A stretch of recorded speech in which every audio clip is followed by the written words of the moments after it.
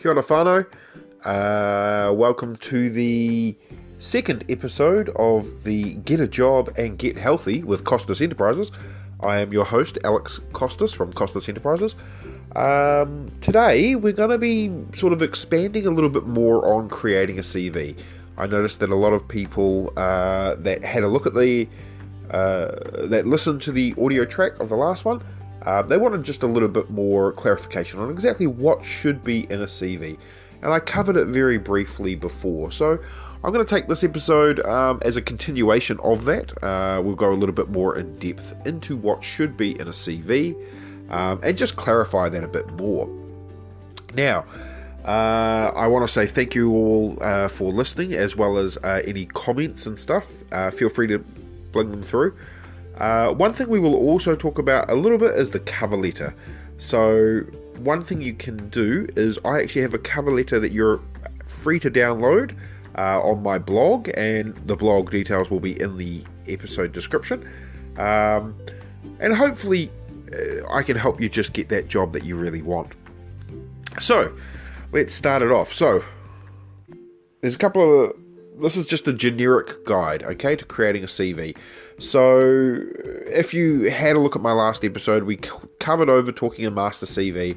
This is more what you should do after you've created a master CV, or if you haven't yet created a master CV, this is a good way for you to start the whole process off. Okay? Now, I do reference this particular post that I'm talking about now in another previous post that I did, which is the Before You Apply for a Job podcast, as well as also the blog post itself that is on my website. Now, I'm not guaranteeing that you'll get a job with this particular CV or the template that I'm going to be effectively telling you about, but if you follow these rules, you should be at least guaranteed to hopefully get through part of the selection process. Okay, now before we begin, you do not need to make a pre-made CV. Okay, this guide will help you start one off from scratch. Maybe you've had an old CV that you created years ago. You can still use that as a basis and maybe just change things up and just update it. If you don't have a CV though, hopefully this guide does help you. Now, there is a big debate, of course, and the big debate is how long should a CV be? Now, when you're doing your master CV, I wouldn't be surprised if it could be somewhere sort of 3 to 4 pages quite easily, especially if you've been in the workforce a long time. Now, when you're applying for a job, however, and you're cutting your master CV down to a normal CV, preferably most CVs should be anywhere between 2 to 3 pages. If you can get onto 2 pages, that's fantastic, but 3 pages is acceptable. Now, that said, you do not want to do this in a way that if there's a lot of spacing issues, you don't have to space things out so it fits on 2 pages. If you just don't have the experience, it's okay to have a 1-page CV. As long as the information that you've got in there is relevant and is likely to actually cover off what it is that you're actually applying for. So, if you can get onto 3 pages, that's fantastic.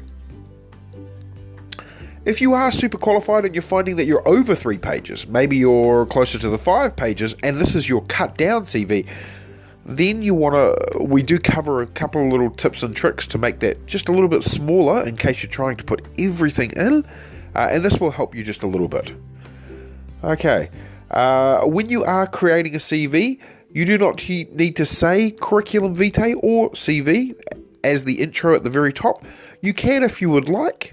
Some people do have things like, for example, I could have Alex Costas curriculum vitae, so that the employer knows that it's a CV.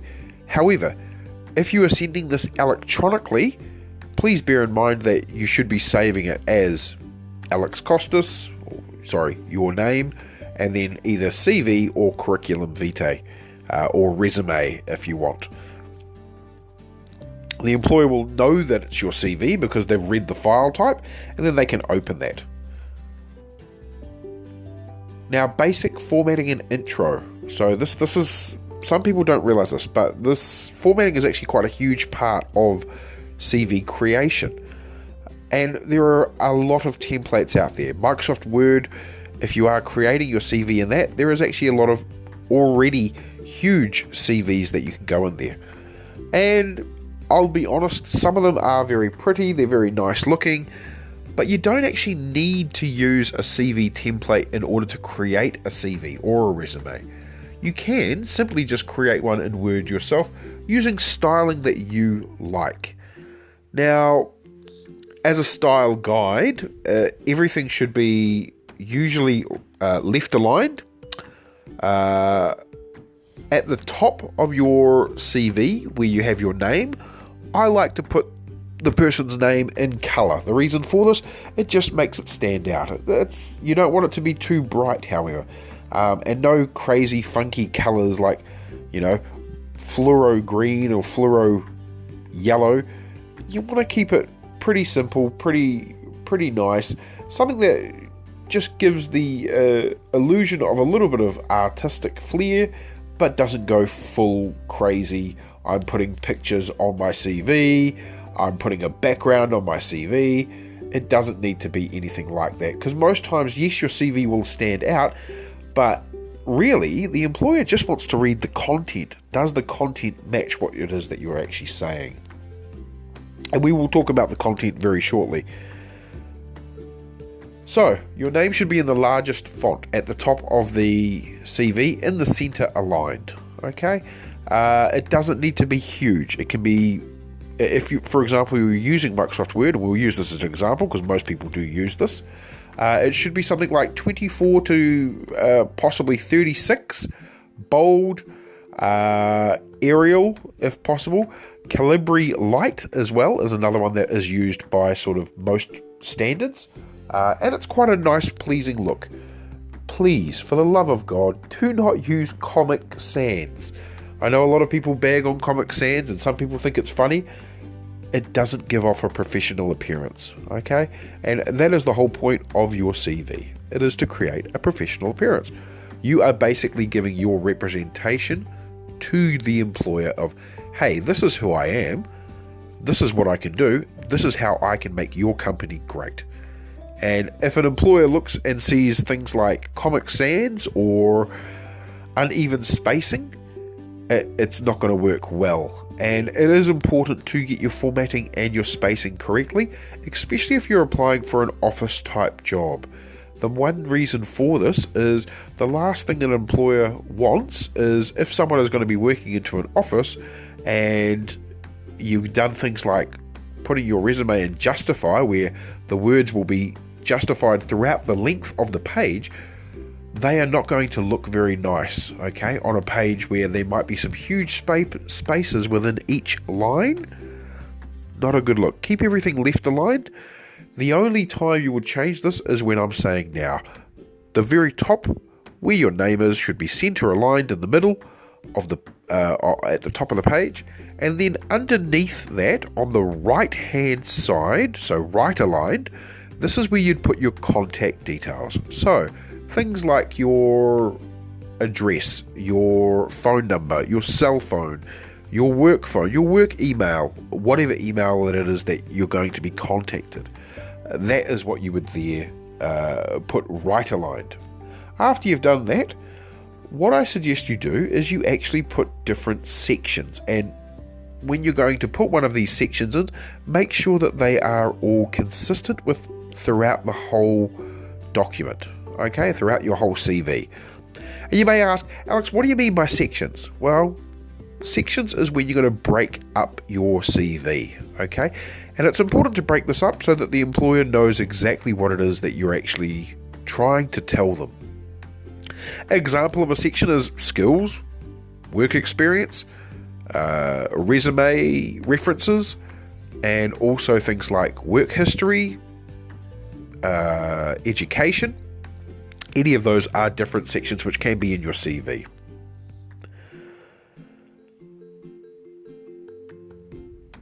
You can simply use, if you are using Microsoft Word and you don't have access to a template, and you want to sort of create your own one, There is a style guide which you can use, which is usually located on the home ribbon, which is the main ribbon that you can use. You can actually use, once you've created your section, you can actually hover over that, select it, and then use one of the style guides there just to change the format a bit, make it look a little bit more consistent for you. Okay, now, one of the sections that people talk about is the personal profile. Now, as I said in my last recording, personal profile, I personally don't use them. My reasoning for this is when you do your cover letter, this is basically where your personal profile should be. This is you saying, hi, my name is such and such. I am going to be an asset to your team because this, and then yours faithfully, yours sincerely, however you want to end it, your name. Okay, now when you're creating a cover letter, as I said before, you have to make sure that the cover letter matches the job description. That is the same with what your CV does. Your CV has to show the skills and so forth in your actual job description, as well as in your CV, as in your cover letter. However, if you do feel the need that you have to put a personal profile, you need to show off how amazing you are in your CV. Maybe you're not happy with your cover letter, or maybe your cover letter isn't required. That's when you would put a personal profile in. Now, if you are just starting the workforce, if you're maybe just out of college or university, then you could put a personal profile, okay? Especially if you haven't had much experience. You'd say something like, I've just left school, I'm really interested in this particular part of the industry, I believe I have skills that would help, and so forth. But you don't go too in depth with what skills you've got in your personal profile. The reason why is the next section is actually skills, key skills, qualities, capabilities, whatever you want to call it. That is your next section. Now what you want to do is, with your personal profile, make it no more than one paragraph, okay? It shouldn't be more than 2 to 3 sentences if possible. It's just a quick, hey, this is me, this is what I'm great at.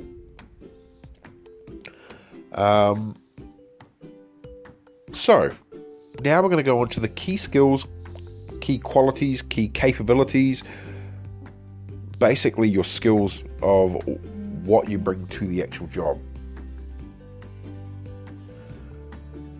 The section is really important, and as I talked about before with my before you apply for a job, you'll notice that I discuss identifying your skills, okay? Or if this is your master CV, this will be all here, okay? Now, some employers like to see a bulleted list, others would prefer an explanation of the skill. I suggest combining these just a little, okay? Instead of doing a bulleted list, maybe you bold the title of each skill and then provide a 1 to 2 sentence example of you demonstrating the skill. Now, this is really handy if you're just new into the workforce, maybe you haven't got a lot of work experience. However, if you've been in the work experience for a while and you've got quite a few jobs there, you can simply go with a tabled list of actual skills that are there. Now, you have to remember that the skills that you mention can also be interchanged with each new CV. That's why you've created a master CV that you can send out. You can also use these skills to develop star examples. Now, I will cover star examples in a separate post in a separate podcast, because they are very important, but they're more important when you're actually doing an interview. To start off with this podcast, I would like people to get their CV, maybe their cover letter, before we start looking at actually going for interviews, which will probably be the next episode. So an example of potential skills are things like I discussed before in the previous podcast: excellent communication skills, organisation skills, time management skills, flexibility and or adaptability, able to work in a team environment or independently, your judgment and decision making, problem solving skills, network and or relationship management skills. So how do you expand these? Well, you might say something like working independently or in a group. That's your actual, that's the part of your bulleted list. And then next to that, as an example, you might say, in all of my roles, there have been some aspect of both working independently or as part of a team, and I have no issue working within this environment. Okay, so how many skills should you put in your CV? Well, if it's your master CV, should be all of them. Okay, every skill that you've identified that you're good at, that you can do, list these all, and you can set them out however you like. However, for each CV that you send out, you should have already identified what the master skills are, that the main skills that the employer is actually wanting. Put those in, and maybe put one or two extra. So your CV could have, that you're going to send out to the employer, could have anywhere from sort of 3 to 5 skills, okay, identified by what it is that you're actually looking for. Now the next section is work experience, or employment history, or employment summary. Other people call it different things. This part of the CV is, a lot of people get a bit confused. Now when we were growing up, and we got our first CVs created for us, or we created our first CVs, we were always told education was more important. Now the reason for that was because we were fresh into the workplace. Now it's not so important, especially if you've been working for a while. What you want to do is that education section, that's going to come after this section, which is employment history or work experience. So what do you need to put?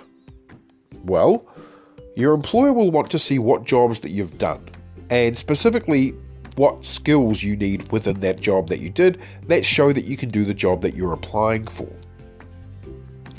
Now, if you're one of these people that's been working for a while, maybe you're changing jobs,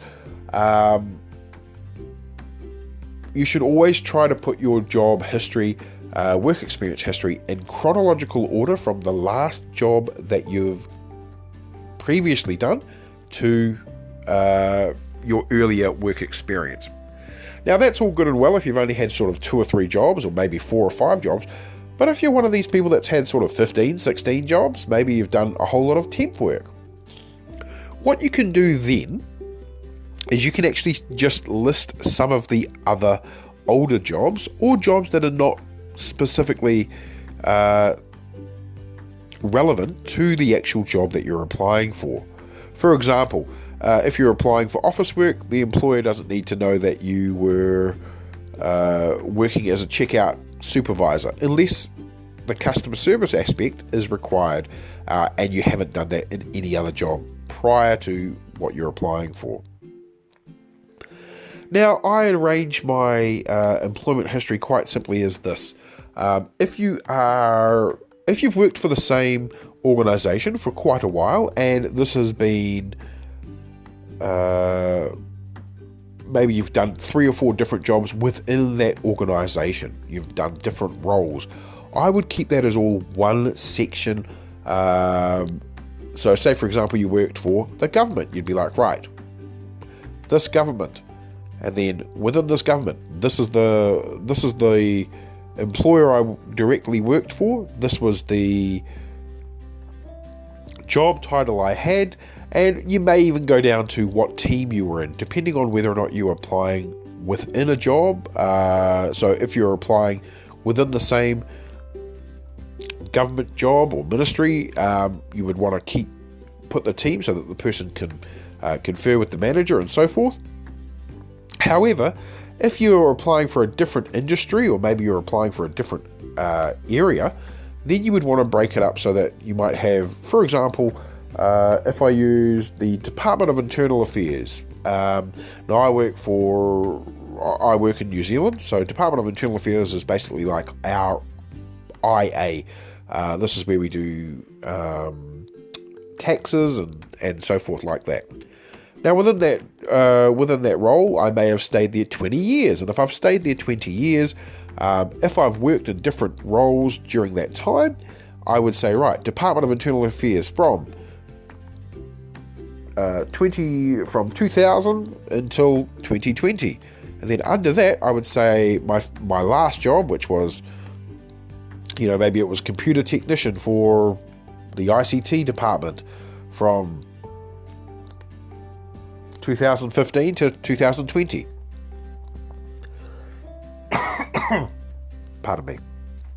Then I would put the job, the team that I worked for, and then the actual role that I did. And it might look something like ICT department, computer technician. Under that, I would have a little one sentence about this is the job that I did. So I worked on computers for the ICT department for Department of Internal Affairs. Duties include would be the next part, and then you just put a bulleted list of the duties that you did. Okay, now you don't have to put every single duty that you did within that role, just ones that may be relevant to what it is that you're applying for.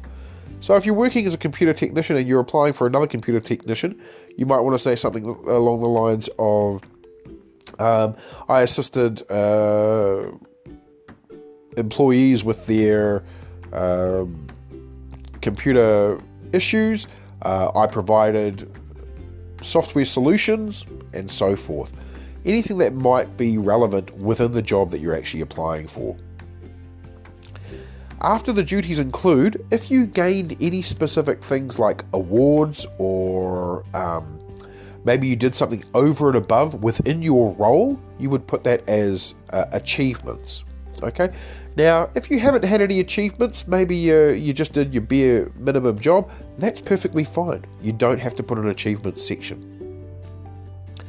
Now, this particular setup, if you are doing the bulleted list of the duties include, try to keep it to 3 to 4 at a maximum, okay, because you don't want too many bulleted lists, specifically with jobs, especially if you've got 4 or 5 jobs that you have to list. It will make your CV too long. Now that said, you don't even have to put duties include, but if you don't put duties include, you do need to make it very clear what you actually did within the role in your 2 to 3 sentences that is relevant. So say you're one of these people that has maybe 5 or 6 different, maybe you got, 7 to 8 different jobs, your CV is going to start to look very, very long. So, with those earlier jobs, maybe you only did something small. What you would need to do is you would just list the name of the job, the employer, the time that you worked from the job, and if you do want to put you don't have to put a duties include, you don't even have to put a 2 to 3 sentence if the job itself is easily recognizable. Okay, so for example, if you were a checkout supervisor, well, that's reasonably understandable. We all know what checkout supervisors sort of do, especially if it was sort of 10 years ago or 20 years ago if you've been in the workforce for a while. However, if this is your first CV, maybe you're fresh out of college, as I said, then you would want to list the duties of that particular job, just because you want to fill out your CV just a little bit so it gets to sort of 1 to 2 pages, especially if you're a new workforce starter. Okay, so that's assuming that you've worked full-time, you haven't taken any breaks. Now, if you've done an Eric Foreman and you've taken a year off, maybe you don't have enough work experience, maybe you've done 10 years of study and you're just coming fresh out of that now, what do you do then? Well, instead you need to focus more on the skills and the potential work experience you can show that you've got. Now, let me make this be very clear. Just because you have not worked does not mean that you do not have work experience. You can have other experience, and this section can be used for anything like part-time work, volunteer work, temp work, anything like that can be used as well. Now, if you have no work experience, it is always okay to be upfront about this. You can shine in other aspects of your CV or your cover letter. On my blog, you will actually see how I set things out as well. It makes things a lot easier for you to see. And I even use an example with the great Clark Kent, explaining what it looks like.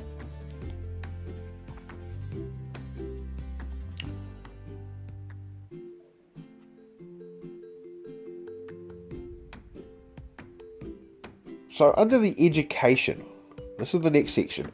If you're fresh out of study, this will be your biggest section, okay? And there's nothing wrong with that.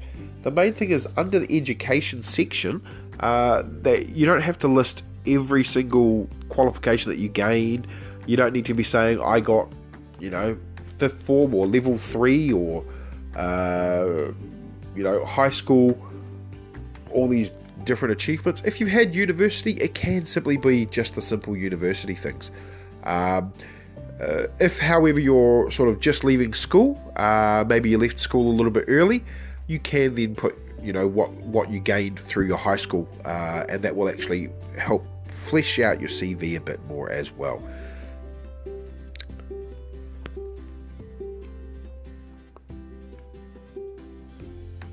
What I suggest people do when they are doing education, it's very similar to what you do for your work experience, okay? You put in sort of bold at the top the place where you gained. So for example, we are here in New Zealand. We have a thing called Victoria University, which is in Wellington. You could say you're from Victoria University. Maybe you were here for 3 years, 2017 to 2020. Then after that, you would say what it is that you've actually, whatever it is that you gained. For example, maybe you gained a PhD in biomedical radiation science, and then you'd put what your thesis was. Now, if you didn't get to the doctorate stage, maybe you only gained a bachelor in arts or anything like that. That's okay to just put Bachelor of Arts and then the 2 years. That's all you need to do. If you gained any merit or any achievements, or maybe you were published, you should put these details in here, especially if it's relevant to the job that you're applying for. Now, a lot of people, you can actually skip the education section if you've been in a workforce for a while and the job that you're applying for doesn't actually require any specific qualification to be named. So they may say, we want you to have a PhD in computer science, then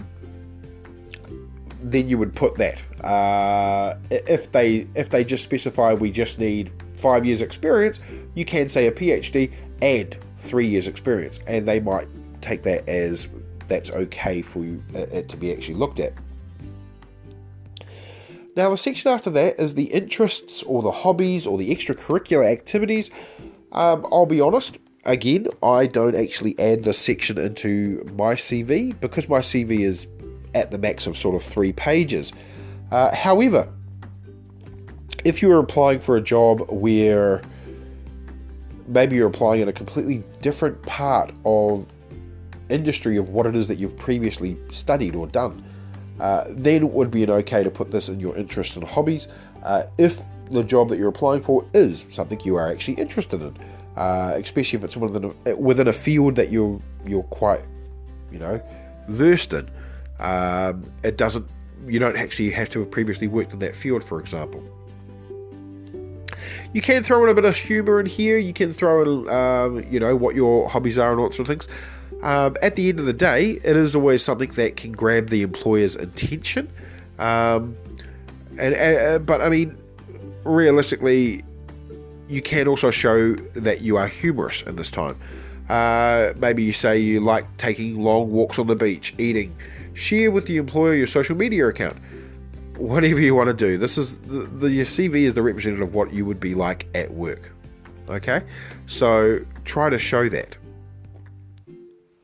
Now, if your CV is getting long, this would be one of the first sections that I would use to cut. Okay? Achievements.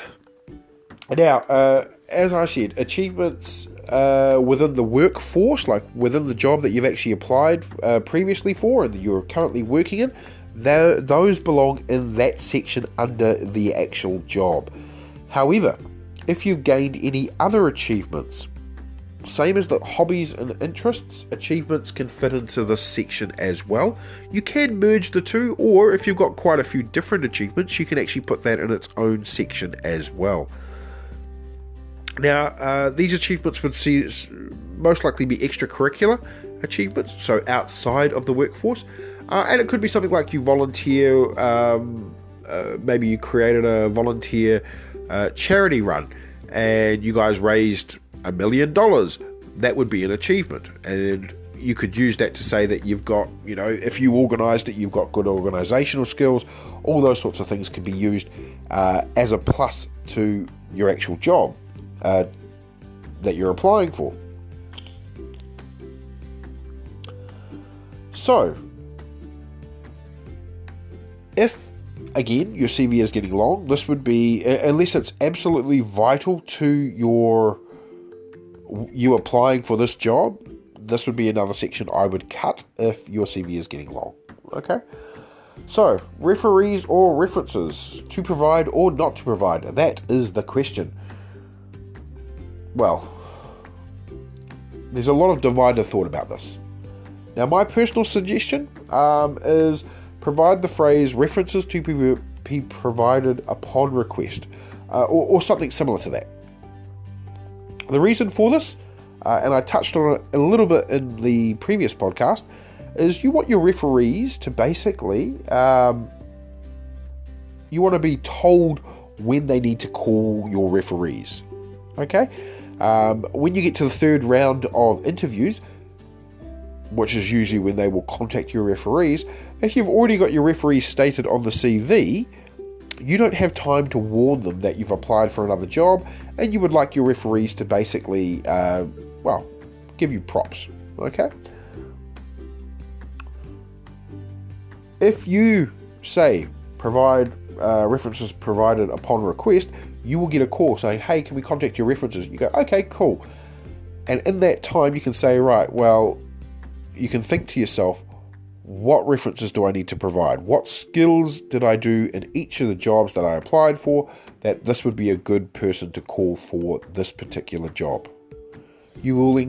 I would then suggest you contact that person and say, hey, I'm going to put you as a referee. They're going to ask about maybe my ability to do decision or judgment making. Would you provide them any information? And you'll be surprised. The referee, if you've got a good relationship, will be like, yeah, sure, that'll be fine. And then they will actually be able to, they'll be prepped a little bit beforehand so that they can actually say that. Okay? And they can sort of provide that for you. So the summary. So let's make this clear. The heading should be looking as if you're creating a new CV. Number 1 is your introduction. Number 2, if you want, again, it's optional, personal profile. Number 3, skills. Number 4, work experience. Number 5, education. Number 6, hobbies or interests / achievements, both optional. And number 7, referees / references.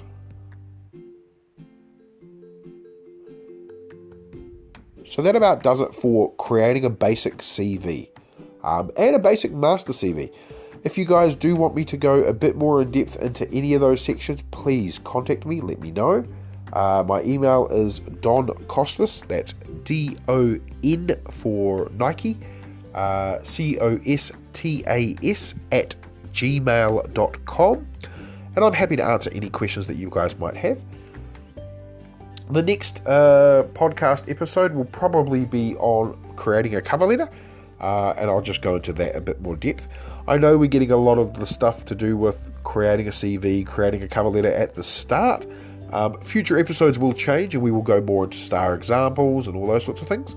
And these will generally start to build so that you can get to the next stage of applying for that job that you need. Feel free to head up my blog. I've got a lot of resources on there that you guys can use. Also on my blog you'll find my Instagram, my Facebook, all my other contact details. Also find a link to this podcast and other podcasts that I will be releasing as well. So thank you so much. I really appreciate you taking the time to listen to the Get a Job and Get Healthy podcast with Costas Enterprises. I've been your host, Alex Costas, and I wish you a very great day and good luck